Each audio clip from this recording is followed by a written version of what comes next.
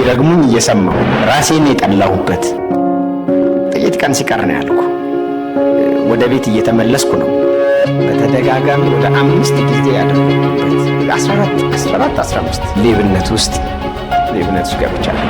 ከዚህ ውስጥ ሲፈነዳ ምናልባት ወደ 30 ምናምን ጥይቶች ይኖራሉ። የእኔ ውሳኔ ነበረው ማለት ነው። በጣም ቤንዚል ተጠቃሚ ነበርኩ። በትክክል አይምሮ ላይ ሰራ ይችላል፣ ወደፊት ብዙ ችግር ሊገጥመው ይችላል ተብሎ የሚባል ሰው ነው። ረሃቤም ጥማቴም ናፍቆቴም አንተን ነው። ክርስቶስ ኢየሱስ እኮ በመስቀል ላይ ሲሰቀል ሰዓሊዎች እንዳገለደሙለት ጨርቅ ተሸፍኖ አይደለም። እሱ የሰዓሊዎቹ ስራ ነው። እርቃኑን ሙሉ በሙሉ እርቃኑን ነው ስለኛ በመስቀል ላይ የተሰቀለው የሚለውን ነገር ሲናገር የልቤን ዙፋን ለአንተ ሰጣለሁኝ ብዬ ልክ ይህንን ውሳኔ መንገድ ላይ። እሺ፣ ስሜ እንግዲህ ዳንኤል ጥላሁን ይባላል። ዘማሪ ነኝ። በመመገብም አገለግላለሁ። ሙሉ ጊዜን በቤተ ክርስቲያን አገልግሎት ሰጥቼ ሙሉ ጊዜን እያገለገልኩኝ ነው። እያንዳንዱ ከልጅነቴ ጀምሮ ያለው በጣም ብዙ ታሪኮች አሉ። እንደው ጠቀስ እያረኩልህ ባልፍ እኔ በ13 ዓመቴ ሱሰኛ ሆኛለሁ። 13 ዓመቴ ላይ የቤንዚል ሱሰኛ ነበርኩኝ። በከፍተኛ ሁኔታ በጣም ቤንዚል ተጠቃሚ ነበርኩ። ከዛ በመቀጠል ደግሞ ሌብነት ውስጥ ገብቻለሁ። አሁን ስለ ሌባ ሲነሳ የማይናደድ የለም። ቢያንስ ስልኩን የተጎበኘ ሰው አይጠፋም። በዛ በሌብነት እንትን ሆኜ የሰውን ጥላቻ ሪፍሌክት ሲደረግ እየሰማው የሰረኳቸው ሰዎች ሲረግሙኝ እየሰማው እንግዲህ በዛ በልጅነት እንትን እንግዲህ አይምሮህ ላይ ምን ሊፈጥር እንደሚችል ይሄንን ማሰብ ትችላለና በከፍተኛ በቃ ሱሰኛ ነበርኩ። እንደገና ደግሞ ሌባ ነበርኩ። በቃ ሰፈር ውስጥ በቃ ጸብ ነው እንትን ነው ከዛ እድሜ ጀምሮ ማለት ነው። ምልክቶችም አልጠፉም። አንዳንድ ያሉ ምልክቶች አሉ። ምናልባት 15 16 ዓመት አካባቢ ሊሆን ይችላል ነው 14 15 ዓመቴ ላይ ይሄ እንግዲህ በጣም በከፍተኛ ሁኔታ ተፈንክቼ 15 ቀን ሆስፒታል ኢመርጀንሲ ገብቼ ይሞታል ወይ እንትን ይላል የሚል ወይም ደግሞ ከዳነ በቃ ብዙም ወይ በትክክል አይምሮ ላይ ሰራ ይችላል፣ ወደፊት ብዙ ችግር ሊገጥመው ይችላል ተብሎ የሚባል ሰው ነው። ጌታ አድኖት አትርፎት እንደዚህ ዛሬ የቆመው እና እንደዚህ አይነት ታሪክ ነበረ። ራሴን የጠላሁበት በልጅነት እንትን ራሴን የማጥፋት ሙከራዎች በተደጋጋሚ ወደ 5 ጊዜ ያደረኩበት እንደው አንዱን የመጨረሻውን እንኳን እንደው ብነግርህ እንደው ሁለቱን ባነሳው ደስ ይለኛል። አንዱ ምንድነው ራሴን ላጠፋ የነበረው ያንን ውሳኔ ሳደርግ እዚህ ጦር ኃይሎች አካባቢ ኮካኮላ አካባቢ ድልድይ ያለ የምታውቁት ከሆነ እና ያኔ ልጅ ሆኜ ደግሞ በጣም ትልቅ እንትኑ ርቀቱ ምናምን ይታያል። በጣም ርቀት አለው፣ የሚያስፈራ ነው። እኔ ያኔ ውሳኔ ውስጥ ስለነበርኩኝ ራሴን ከዚህ ያጠፋለሁ ከዚህ ላይ ወርውር ያጠፋለሁ ብዬ ጫፉ ላይ ወጥቼ ውሳኔውን ወስኛለሁ ሙሉ በሙሉ እና ግን ራሴን ላጠፋ ስል ዲስታንሱ ስቃዬን ያበዛዋል የሚል ያ ስታየው እንትኑ እንደዛ የሚያስቅ ነው። ግን ከዛ የተነሳ ሌላ አማራጭ ልውሰድ ብዬ ትቼጃለሁ። አፍሪካ አንድነት ድርጅት አካባቢ ልግባ እያልኩ አንድ መኪና በጣም በፍጥነት የሚመጣ መኪና ነበር። በወቅቱ እንደዚህ እንደ አይሱዙ አይነት ነው። ልግባ እያልኩኝ እንግዲህ ጌታ በሚያውቀው ማለት ነው። በጣም እስካሁን ድረስ ይገርመኛል። እያመነታው ስፖኪዮ እንደዚህ ጨርፎኝ ከዛ በኋላ እንትን ብያለሁ። የሌላኛው ጊዜ ግን መጨረሻ ላይ ያደረኩት ይሄ በፊት እንግዲህ ያው የኢህአዴግ ሲገባ እኔ በጣም ልጅ ነኝ፣ ግን እንትን ተደርጓል። ይሄ የተለያዩ መሳሪያዎች ይሄ ጥይቶች ምናምን ምንድነው ስሙ ይሄ ካርታ ምናምን የኛ ሰፈር የወታደርም ሰፈር ነው። ልደታ 01 አካባቢ ነው ያደኩትኝ። ስለዚህ ያኔ በግርግሩ የተለያየ ከየቦታው እንትን ያሉ ነገሮች አሉ እና እዛ ሰፈር ምናምን እኛም ግቢ ምናምን አጋጣሚ የተቀመጠ ከየት እንዳገኘኝ አንድ የጥይት ካርታ አገኛለሁ ማለት ነው። እንትኑ የለም መሳሪያው የለም። ከዛ በኋላ በፊት የኛ ዘመድ የቁጥሩን ብዛት ሲናገር ሰማለሁ እና ሽጉጥም ዝም ብሎ እንትኑን ያወጣና ይሰጠኝና ካልሰጠኝ እያልኩኝ ምናምን እንትን አደርጋለሁ እና ጥይቱ በምን ምክንያት እንትን እንደሚል ምናምን ይነግረኝ ነበር ሚሞሪ አለ። ስለዚህ እሳት ቢነካውስ ምናምን ብዬ ጠይቄያለሁ። እንደሚፈነዳ እንትን እንደሚል አውቄያለሁ። ይሄ ባሩድ ምናምን የሚባለውን ነገር ሰምቻለሁ እና ያን በልጅነት አይምሮ ይዣለሁ። ከዛ ያንን ከሆነ ጊዜ በኋላ ልክ ካገኘሁኝ በኋላ ካርታውን እሳት አያያዝኩኝና የኔ ውሳኔ ነበረው ማለት ነው። ከዚህ ውስጥ ሲፈነዳ ምናልባት ወደ 30 ምናምን ጥይቶች ይኖራሉ። ከዚህ ውስጥ አንዱ እኔን ከመታኝ ከገደለኝ እንትን ካለኝ በቃ ግን ከተረፍኩኝ ከዚህ በኋላ ራሴን የማጥፋት ሙከራ አላደርግም ብዬ እሳቱን ሌላ ጊዜ ቆሻሻ አቃጥላለሁ እዛ ግቢ ጀርባ ስለኩስ ሲጠፋ ስለኩስ መጨረሻ ላይ እንደምንም ተሳካልኝ። ፊት ለፊት ሆኜ ከተትኩት ማለት ነው። እንግዲህ ነዶ በኋላ ላይ ክስም ብሎ ጠፋ ምንም ነገር ሳይሆን ማለት ነው። እና ከዛ ጊዜ በኋላ ራሴን የማጥፋት ሙከራ አቆምኩኝ። ግን ሁል ጊዜ ጭንቀት አለብኝ። ከባድ የሆነ የበታችነት ስሜት የሪጀክሽን ሰው ሁሉ ምክንያቱም ሲረግመኝ እሰማለሁ። ሰፈር ውስጥ በጣም አስቸጋሪ ነኝ። ብዙ አይነት ስም አለኝ። ማስተር፣ ሚጋያ 3፣ ሸንቃጣው፣ ጋዜጠኛው ምን ብዙ ነገር የማይክል የዳንስ በጣም ወዳለሁ እና ትልልቆቹ በየቦታው እያያዙኝ የማይክል ጃክሰንን ደንስ ይሉኛል እና አለበለዛ ያው ስለሚኮረኩሙኝ ስለሚመቱኝ በቃ የግድ እንደንሳለሁ። ትምህርት ቤት ደግሞ ያው እዛ ኤሌመንተሪም የተማርኩ በጣም አክቲቭ ነኝ። ባገኘሁት ነገር ያው የሙዚቃ እንትኑ ፍቅሩ ስላለኝ ድምጼ እውነት ለመናገር ጥሩ አይደል፣ በጣም ሰው የሚሸሸው አይነት ድምጽም ሊሆን ይችላል ምናልባት በወቅቱ ግን ይሄ ድፍረቱ እንትኑ አለኝና እንደዚህ አይነት ላይፍ ነበር የምኖረው። ግን ያው እንደጠየቀኝ ጭንቀት የተሞላበት ህይወት፣ በጣም አስቸጋሪ፣ ራሴን የጠላሁበት፣ ለምን እንደምኖር የማላቅበት፣ የምኖርበትም ዓላማ ያልገባኝ፣ አልፎ አልፎ ይሄ ቸርች ቀመስ ስል አጎቴም አክስቴም በጌታ ስለነበሩ ቸርች እንዲሄድ ከሚል ግፊት ያው ቸርች እሄዳለሁኝ አልፎ አልፎ ማለት ነው። የሆነ እሁድ ምናምን እሄዳለሁ እንትን አይደል። በጣም በሌብነት ከማስቸገር እንኳን የተነሳ አንድ ጊዜ አንዷ እኛ ቤተሰብ ምን ብላኛለች፣ ሰርቀ ቸርች ከሄድክ ትቀሰፋለህ ብላኛለች። ማለት የእሷ እንትን ቸርች አይቀርም፣ ስለዚህ ስለማይቀር ስርቆቱን ይተዋል ከሚል ነው። እና የሆነ ጊዜ በጧት ሰርቄ ያለው ሄጃለሁ።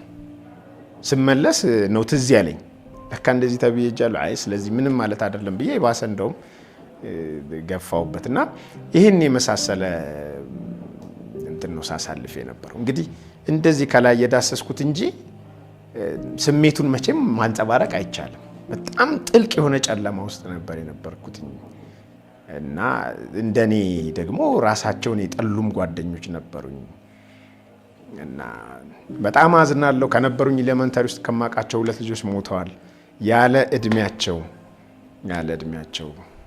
አሁን በጣም ነው ማዝነው። ያው እንደዛ አይነት ነገሮች ተፈጥረዋል። እንግዲህ እግዚአብሔር ስለፈቀደ ስለራራልኝ ሌላ ምንም ከኔ መነሻም ታሪክም የለም። እንግዲህ ይሄ ከአይምሮ በላይ ነው። እሱን አውቄ ዛሬ በቤቱ መገኘቴና ይህንን ተፈንክቼ የነበረ ጊዜ ሆስፒታል እንደገባሁኝ ከዛ ማን እንደፈነከተኝ አልተናገርኩም፣ ደብቄ ያለው ግን የራሴ ጓደኛ ያው እኛ ድንጋይ በጣም ነበር የምንወራወረው እና የራሴው ጓደኛ ነው የፈነከተኝ የነበረው በዛ ሰዓትና ያንን ሁሉ ደብቄ ሆስፒታል ነው ያለሁት እና መጨረሻ አካባቢ እንደምሞት ታወቀኝ። በቃ እንደምሞት ሲታወቀኝ ዝም ብዬ ራሴ ንስሐ ልግባ አይነት ነገር ብዬ ይሄ ዳግም ያልተወለደ ሰው ግን ስለሆነ በደሉ ተጸጽቶ የሚያደርገው አይነት ንስሐ እንግዲህ እንዴት እንደምትረዳኝ ባላቅም እማቃው መዝሙር ምናምን ስለነበረ የታምራት ኃይሌን መዝሙር ዘመርኩኝ ማለት ነው። ድንቅ ነው ለኔ ጌታ የሚለው በጣም የምወደው መዝሙር በጣም ብዙ ጊዜ የምዘምረው ነውና እሱን ምናምን ዘምሬ አጋጣሚ ሆኖ ደግሞ ተፈወስኩኝ። እዛ እንትን አልኩኝ። ግን ዳግም አለመወለዴን እማቃው ከዛ በኋላ ተመልሼ ልክ እንደዛው እንደነበርኩበት ያቺ እንትኗን እሷ ከሞት ከነበረው ነገር ለማምለጥ ማንም ሰው በራሱ ላይ ጭንቅ ሲመጣ በቤተሰቡ ላይ በሀገር ላይ ጭንቅ ሲመጣ ሁሉም ሆ ብሎ ንስሐ ይገባል። ያ ንስሐ ስለገባ ዳግም ተወልዷል ማለት አይደለም። የዛ አይነት እንትን ነው። ግን ቸርች ዝም ብዬ እቀጥል ነበር ሳልለወጥ። ደግሞ የክርስቲያን ቤተሰብ ስለሆነን ተለውጠናል ማለት አይደለም። ቸርች ስለሄድንም ዳግም ተወልደናል ማለት አይደለም። ቤተሰቦቻችን እየመሩን እንትን የመንፈሳዊ ነገር እንድናደርግ ሲያደርጉን እውነተኛው እረኛና መሪ በህይወታችን ትክክለኛውን ቦታ ተቆጣጥሯል፣ ይዟል፣ በልባችን ዙፋን ላይ ነግሷል ማለት አይደለም። ያንን እኔ በእኔ ህይወት ምስክር ነው አይቻለሁ እና በኋላ ነው የተለወጥኩትና ስሰማ ያው የእግዚአብሔርን ቃል ስሰማ እንዲሁ እንትን ላለው እንደ መስማት ሰንዴይ ስኩል ምናምን ደግሞ ይሄድ ነበረ እና ሲሄድ በጣም በጉጉት የምጠብቀው አንዱ ነገር እኔ ጥያቄ የምጠይቅባትን ሰዓት ነው። ምክንያቱም የሚያስተምሩት አስተማሪዎች እንዳይመልሱ አድርጌ ለመጠየቅ ነው ደስ የሚለኝ እና ብዙ ጊዜ እጄን ሳወጣ ያለ ማንም የለም ምናምን ብለው እሺ ከሌ ብለው ሌላ ሰው ይመርጣሉ። በዚህ ስለማሰለቻቸው ማለት ነው በወቅቱ እና እንደዚህ አይነት ነው ምልልሴ። ይሄ ከልብ ገብቶኝ እንትን ብሎ አይደለም ስሰማ ቃልም እንትን ስል ትክክለኛ ምላሽ አልሰጥም ነበርና በኋላ ላይ ነው ከብዙ ቆይታ በኋላ ነው ምናልባት እሱን እመጣበታለሁ ምላሽ የሰጠሁበትን ማለት ነው። እና እንደዛ ነበር አሳልፌ ነበረው። እንደ ልማድ ነው በቃ መሄድ የነበረው ማለት ነው። ሳልለወጥ እሄዳለሁ ቸርች፣ ሳልለወጥ እመለሳለሁ። መዝሙሮች የተወሰኑ ለምጃለሁ። እንደዚህ አይነት ላይፍ ነው ነበር። ጌታን ያገኘሁበት መንገድ እንደውም በጣም አጎቴም ባለቤት በጣም የተወደደች ናትና በጣም ትከታተለኛለች። በተለይ ደግሞ እንድማር ጊዜው ሲደርስ የድህነት ትምህርት እንድማር ብዙ መከረችኝ፣ እንትን አደረገች። ከዛ እኔ በዛው ምክንያቱም እነሱ ጋር ያለኝ አይደንቲቲ እና እኔ በግሌ የማውቀው የተለያየ ነው። እነሱ ጋር እንደ ክርስቲያን እያደግ የቤት ፕሮግራም ሁሉ አንዳንዴ ይመራ ነበር። በጣም ይገርማል። እና ስለዚህ ጊዜው ሲደርስ እንድማር እንትን ተደረኩኝ ማለት ነው። ደህንነት ትምህርት ለመማር ማለት ነው፣ ወይም የደህንነት ትምህርት። ከዛ ያንን የደህንነት ትምህርት መማር ጀመርኩኝ። እየተማርኩኝ ልክ የመጠመቂያው ጊዜ ጥቂት ቀን ነው እንደዚህ ሲቀረው ከቸርች ወደ ቤት ስመለስ ነው ውሳኔ ያደረኩት መንገድ ላይ። ለዛ ውሳኔ ምክንያት የሆነኝ የድህነት ትምህርቱን እየተማርኩኝ እሁዶች ላይ የተሰበከ አንድ ስብከትና አንድ መዝሙር ነበር። ከተሰበከው ስብከት አንዱ ሰባኪው ሲሰብክ ክርስቶስ ኢየሱስ እኮ በመስቀል ላይ ሲሰቀል ሰዓሊዎች እንዳገለደሙለት ጨርቅ ተሸፍኖ አይደለም፣ እሱ የሰዓሊዎች ስራ ነው፣ ሰዓሊዎቹም አፍረው ሊሆን ይችላል አይነት ነገር ብሎ እሱ የሰዓሊዎቹ ስራ ነው፣ እርቃኑን ሙሉ በሙሉ እርቃኑን ነው ስለኛ በመስቀል ላይ የተሰቀለው የሚለውን ነገር ሲናገር እሱ በእኛ ካላፈረ እንዴት እኛ እናፍርበታለን አይነት ነገር ብሎ ተናገረ። እና ያ እርቃኑን ለኔ ተሰቅሏል የሚለው ነገር በጣም በልቤ ውስጥ ትልቅ ቦታ ያዘ። በጣም በቃ ውስጤን እንትን አደረገው። ይህም በዚህ እንዳለ በሌላኛው እሁድ ላይ ዘማሪዎቹ እየዘመሩ የኳየሮች ናቸው እንግዲህ ከየት እንደመጡ ባላቅም፣ ግን ቅርብ ጊዜ ነው አንድ ወንድም ነው እንደውም መዝሙራቸውን ስመሰክር ሰምቶ ልኮልኝ፣ ጌታ ይባርከው፣ በጣም ካሌብ ይባላል። እሱ ልኮልኝ ነው መዝሙሩን ራሱ ያገኘሁት። ግን ዜማው ረጅም ጊዜ አይጠፋብኝም ነበርና እነሱ ሲዘምሩ ፍቅር ነው እግዚአብሔር ፍቅር ነው የሚል መዝሙር ነበር። ፍቅር ነው እግዚአብሔር ፍቅር ነው፣ ኃጢአት አሸሽቶት ጫካ የገባውን ጸጋውን ተገፎ የተራቆተውን ወዳለበት ሄዶ ድምፁን ያሰማና ያለባብሰዋል ዳግም ያቆምና ፍቅር ነው እግዚአብሔር ፍቅር ነው። ልክ እንደዚህ ነው መዝሙርና በሆነ ብቻ ጽሁፍ በውዳሴ አምላክ በሆነ መዝሙር እንትን ላይ የሆነ ጊዜ አግኝቼው ጠፍቶብኝ ነው እንጂ ወዲያው እንትኖቹን ሁሉ አግኝቻቸው ነበር፣ ቁጥሮቹን አግኝቼ ነበር። አሁን ከረጅም ጊዜ በኋላ እንዳልኩ ይህንን መዝሙር ሳቅ የወላይታ ሙሉ ወንጌል ኳየሮች ናቸው። አይ ቲንክ ሙሉ ወንጌላዊ ይመስለኛል እና ኳየሮች ናቸው፣ በጣም የቆዩ ኳየሮች ናቸው። የእነሱን መዝሙር ሰምቼ ነው ወደ ጌታ የመጣሁት። ከዛ ወደ እንትኑ ልመለስልህና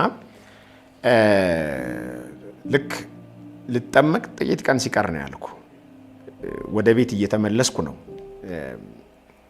ንስሐ የገባሁት እና መንገድ ላይ እነዛ ሁለት ነገሮች በጣም ያዙ።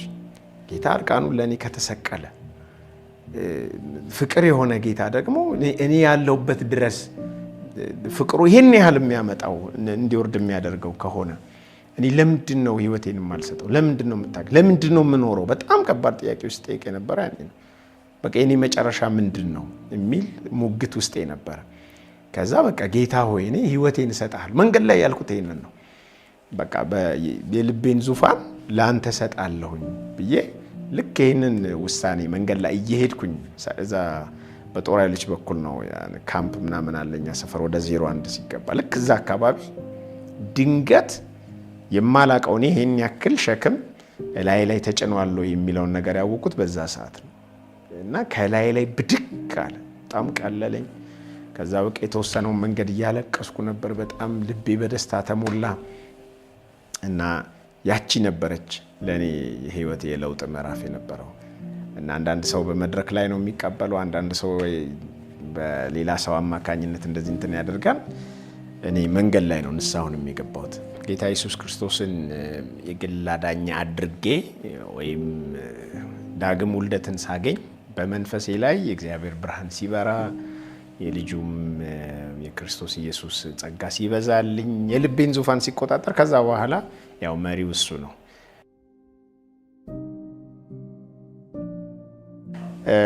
ምንድነው የሆነው? ይሄ የዝማሬውን በተለይ አገልግሎት እኔ ጋራ የጀመረው እንዴት ነው ብትለኝ፣ ኮተቤ አካባቢ ያው አክስቴ ቤት ነበርና ያው ከሷ ጋራ ደግሞ መኖር ስለጀመርኩኝ እዛ አክስቴ ጋር አንድ ቤት ተሰርቶ አልተከራየም እንትን አላለም እና እዛ ውስጥ በጣም ለኔ ምቹ ሁኔታ ተፈጠረ። ከጌታ ጋራ በደንብ ጊዜ የምወስድበት እና በቃ መጸለይ ነው በቃ አሁንም ገባሉ ጸልያለሁ፣ መጽሐፍ ቅዱሴን አነባለሁኝ እና እንደዚህ በቃ መላልሼ ማንበብ በቃ ከዘፍጥረት ጀምሮ በዛ ሰዓት በጣም ነው በቃ እንትን እያደረኩ የነበረውና እግዚአብሔር ያንን እድልና ጊዜ ሰጠኝና በዛ ሰዓት ዝማሬዎችንም መቀበል ጀመርኩኝ።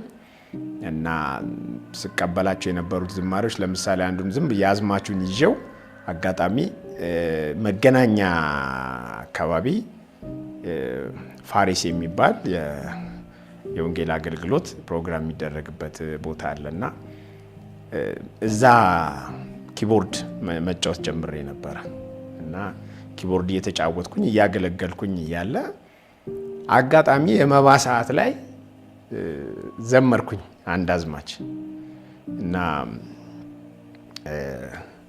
መዝሙሩን ስዘምር ያኔ የነበረው ዘማሪ አገልጋይ መጋቢ ያሬድ ማሩ ነው። ዘማሪ መጋቢ ያሬድ ማሩ ያው ታውቁታላችሁ፣ በጣም የተወደደ ወንድም ነው። በጣም በዚህ በመንፈሳዊ ነገር እውነት በጣም ትልቅ አባት ሆኖኛል። አሉ ወይ አባቶች ሲባል እኔ ያለ እንግዲህ ማቀው እንደዚህ አይነት አባት አለና ከዛ ሰማኝ። ልክ ስወጣ እስቲ ቁጥሩን በልልኝ አለኝ። ከዛ እንዴት ልበል የለውም እኮ ቁጥር የለውም ምናምን አልኩትኝ እና ስለው እንዴ ለምን እንትን አላልክም ምናምን አለኝ። በቃ አዝማቹን እንትን በል ቤት ገብተህ ልክ ስለዚህ ሐሳብ የሚያወራውን ክፍል መጽሐፍ ቅዱስን በደንብ አድርገህ አንብብ፣ ከዛ በኋላ ሲመጣልህ ሲሰጥህ በደንብ እንትን አድርግ ምናምን አለኝ።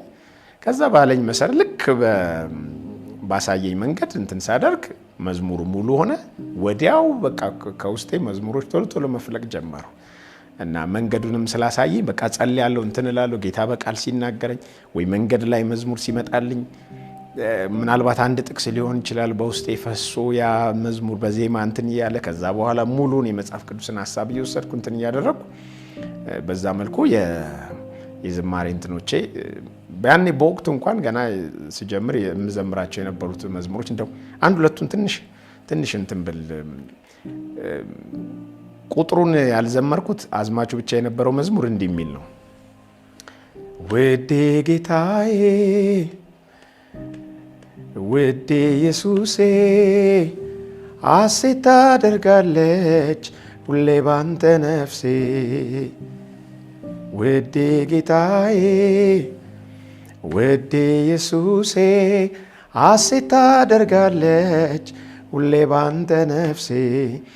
ይሄ ነበር። ከዛ ቁጥሩን በተነገረኝ መሰረት መጽሐፉን ቃል በደንብ እንትን ካደረኩኝ በኋላ ቁጥሩ ደግሞ ሲመጣ ነፍሴ ወዳዋለች ስምን ኢየሱስ ቃልም ሆኗታል ለጥያቄዋ መልስ። ድምፅን ስትሰማ ፈጥና ትነቃለች ጠረንን ከሩቅ ለይታ ታውቃለች። ይህን ይመስል ነበር። ሁለተኛው ደግሞ መዝሙር የዛኑ ወቅት እንትን ያልኩትኝ ከቀደምቶች በፊት ቀዳማዊ የሚል ነው እና የነገስታት ሁሉ ንጉስ ንጉሠ ነገሥት ኢየሱስ ማንም የለም የሚመስል አንተ የይሁዳ አንበሳነ አንተ የይሁዳ አንበሳነ። አዝማቹን ያው ሁሉንም እንትን ከምል ብዬ ነው። ይህን ይመሳሰል ነበር። ስለዚህ የዝማሬውም አገልግሎት እየጨመረ እያደገ ከኳየርም ጋር ታግዞ በህብረትም በምንም ነገሩ እየበሰለ በማገኛቸውም ወገኖች በሚደርሰኝ ግብዣ በተለይ ዘማሪ ያሬድ ማሩ መጋቢ ማለት ነው በጣም ብዙ አገልግሎት ቦታዎች እንትን ሲያደርግ ሰጀስት ያደርጋል፣ ይልከኛል።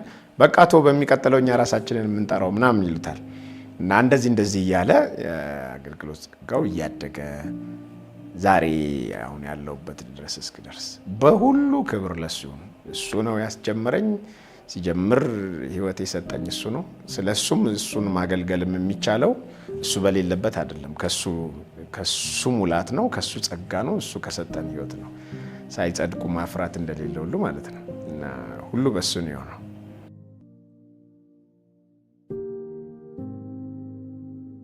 ስለዚህ ነገር ሳወራም በጣም ደስ ይለኛል። ምክንያቱም እንግዲህ የድነት ስራችንም የተሰራው ደግሞ በሙላቱም በውስጣችንም ያለውም ጸጋ እየተገለጠ እንዲሄድ በተለያየ መንገድ በአገልግሎትም በምንም ያለውም ነገር ውጤታማ እንድንሆን ያለ መንፈስ ቅዱስ የሚቻል አይደለም። ያለ መንፈስ ቅዱስ የማይሆን ነው። ከሱ ነው። ፍሬውም ሲባል የመንፈስ ተብሎ ነው። ስጦታውም ሲባል የመንፈስ ተብሎ ነው። ከመንፈሱ ነው የተቀበልነው ሁሉንም ነገር። እግዚአብሔር እንደዚህ አሰራሩ ስለሆነ ማለት ነው እና በመንፈስ ቅዱስ የተነካውባቸውን ጊዜያቶች አረሳውም። ግን ያው መጀመሪያ አካባቢ ያለውን ነገር ልናገር። ሌላው ያው ብዙ የረጅም ጊዜ ላይፍ ኤክስፒሪየንስ ስለሆነ ማለት ነው። መጀመሪያ ላይ እኛ ቤት እየመጡ የሚያገለግሉ ሁለት ወንድሞች ነበሩ እና አንደኛው ቴድሮስ በቀለ ይባላል። ወንድም ቴድሮስ በቀለ በጣም የተወደደ ወንድም ነው። አሁን አገር ውስጥ አይደለም ያለው። ሌላኛው ደግሞ ወንድም አለሙ ዘገየ የሚባል ነው። ሁለቱም 22 ሙሉ ወንጌል ነበሩ በዛ ወቅት። እስካሁን ድረስ ወንድም አለሙ ዘገየ በጣም በብዙ አገልግሎቶች ውስጥ እያገለገለ ነው። በጣም ትልልቅ ኃላፊነቶች ውስጥ አለ እና ያኔ በሚያገለግሉን ጊዜ ሲጸልዩልኝ እንደው እችን ተናግሬያት ባልፍ ደስ ይለኛል። አንዴ ውጪ እየተጫወትኩኝ ምንም ያው ብዙም እንትኑ የለኝም፣ ፕሮግራም ሲደረግ እንትኑ የለኝም እና ያ የነገርኩ ሲዝን ስለሆነ ውጪ ሆኜ እየተጫወትኩ ለካ እነሱ ቤት የማገልገል በጀመሩበት ጊዜ እዛ ውጪ ከሚጫወቱት አንዱን ጌታ ይጠቀምበታል፣ ጌታ ይፈልገዋል እና ለትልቅ ነገር ለትልቅ ዓላማ ይፈልገዋል የሚል መልእክት መጥቶ ነበር እና እኔ ከተለወጥኩ በኋላ ደግሞ ያው እዛው ያገለገሉ እያለ ለመንፈስ ቅዱስ ሙላት ጸለዩልኝ እና ትዝ ይለኛል እየጸለዩልኝ የመጀመሪያ የሆነ በጣም ልዩ የሆነ መነካት፣ ልዩ የሆነ የሚያፍነከንክ እንትን የሚያደርግ ደስታና አንዲት ቃል ብቻ የልሳን ባባባም እያልኩኝ በኃይለኛ ሁኔታ እንትን የሆንኩበት ጊዜ ያንን የመጀመሪያውን ጊዜ አረሰው። ከዛ አሴምብልስ ኦፍ ጋድ እዚህ 6 ኪሎ ኮንፈረንስ ተዘጋጅቶ ከሆኑ ጓደኞቼ ጋር ይመስለኛል ሄድኩኝ እና ፓስተር ሰይፉ ይባላሉ እና እሳቸው በአሜሪካን ሀገር ነው የሚያገለግሉት። አሁን አይ ቲንክ ዴንቨር እዛ ያሉ ይመስለኛል እና እያገለገሉ እያለ በጣም የኃይል አገልግሎት ያገለግላሉ። በመንፈስ ቅዱስ ሙላት አቅጣጫ በጣም ይጸልያሉ። ከዛ እንደዚህ እየጸለዩ እያገለገሉ እያለ አሁን በእምነት ተቀበሉ፣ የመንፈስ ቅዱስ ኃይል ያገኛቸዋል፣ በአዲስ ቋንቋ ትናገራላችሁ ብለው ከዛ በኋላ በቃ መጸለይ ሲጀምሩ በጣም የሚገርም የሆነ ኃይል ጄኒውን የሆነ እንዲፍሎው እንዲመጣ ነበረ በቃ ሰው ላይ እንዳለ እንደዚህ። ከዛ እኔ ይሄ ነገር እኮ አልኩኝ በፍጥነት ከመራቤ ከመጠማቴ የተነሳ ነው። ገና ሰዎቹ ይሄ እንትኑ እዚህ ሳይደርስ እኔን ይነካኛል አልኩ። እኔ ከውጭ ነበር ሙሉ ሆኖ እንትኑ በሩ አካባቢ ነበር የቆምኩት። ከዛ አላቅም በቃ እኔ ጋር ሳይደርስ ምን እንደሆንኩኝ አላቅም። እና ራሴን ያገኘሁት በቃ በኃይል ልሳኑ ተለቋል፣ ጮኻል፣ እንትን እላለሁ መሬቱ ላይ ወድቄ ነው። እና ይሄንን ጊዜ አስታውሳለሁ። እና አንዳንድ ጊዜ ሰዎች ይሄ በመንፈስ ቅዱስ መሞላት እናንተን ማለት መውደቁ ይመስላቸዋል፣ ወይ መንፈራፈሩ ይመስላቸዋል፣ ወይ መጮሁ ምናምን ይመስላቸዋል። ሰው ሪሊ በመንፈስ ቅዱስ እውነት ሲነካ ለውጡ ይታወቃል። እና ያ መነካት በህይወቴ ለውጥ አመጣ። በጣም የበለጠ የእግዚአብሔርን ቃል ከዛ ጊዜ ወዲህ እንድወድ ስለ ጥሪም እንዳስብ ስለ አገልግሎትም በደንብ እንዳስብ አድርጎኛል። እና እነዛን መነካቶች በጣም አረሳቸውም። አንድ ልጨምርና ቸርች ውስጥ ሆኜ እንግዲህ ሙዚቃ መሳሪያ ያው በጣም እወዳለሁ። ኪቦርድ የተጫወትኩኝ የሆነ ወቅት ላይ ይሄንን በጣም በቸርች ውስጥ እንግዲህ ያሉ ሚውዚሻን በጣም እንዲሰሙትም ጌታን እንዲያመሰግኑበትም ከዚህም ነገር የሚማሩት ነገር አለ ብዬ በጣም ማስበውን ነገር ለመናገር ፈልጌ ነው። እና ከዛ ኪቦርድ ይዤ እንትን እያልኩኝ ፒያኖ እንትን አድርጌ እንትን እያደረኩኝ ዛሬ አልኩኝ መንፈስ ቅዱስ ላንተ ነው የምጫወተው ላንተ ነው ብዬ የሆነ ሜሎዲ እየተጫወትኩኝ ከዛ እምባይ መፍሰስ ጀመረ። የሆኑ ደቂቃዎች እንደዛ ነው እኔ የምረዳው የሆኑ ደቂቃዎች። ከዛ ምንም ማቀው ነገር የለም። ከዛ ተመልሼ ኮንሽስ ሰውን እጄ እየተጫወተ ነው፣ እምባይ በላይ ላይ ይፈሳል። ልክ ከዛ ጊዜ ወዲህ ደግሞ ከኪቦርዱ ጋር በሙዚቃ መሳሪያው እየተጫወትኩኝ መዘመሩ እንትን ማለቱ ቀጠለ። ብዙ ሰዎች ብዙ ምስክርነት ይነግሩኛል።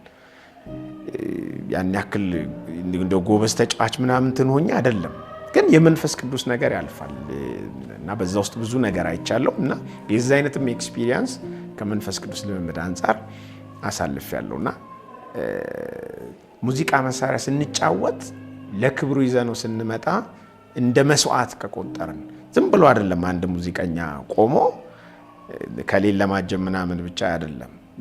ብዙ ሰው እንደዛ ይመስላል፣ ለማጀብ እንትን ለማድረግ ምናምን ይመስላል ነው። ብቻውንም የተጫወተ ግን ለመንፈስ ቅዱስ ስፍራ ስንሰጥ ለክብሩ ስናደርገው በዛ ውስጥ የመንፈስ ቅዱስ ኃይል እንደሚያልፍ ሰዎችም እንደሚባረኩ እንደሚፈወሱ ኢቭን አጋንንቶች ሲወጡ አይቻለሁኝ። በጣም ሰዎች በኃይለኛ በመንፈስ ቅዱስ ሙላት እንትን ሲያደርጉ ይሄንን አይቻለሁ። ይሄን ኤክስፒሪየንስ አብረውኝ ያገለገሉ ብዙ የሚመሰክሩ ሰዎች አሉ፣ ክፍለ ሀገርም እዚህም ከተማም ውስጥ ማለት ነው። እና ይሄ በጣም ትልቅ ነገር አለው። እና እንደዚህ አይነት ነገሮች ነው ያሳለፍኩትኝ፣ ካሳለፍኩት ጥቂቱ ማለት ነው ከመንፈስ ቅዱስ አንጻር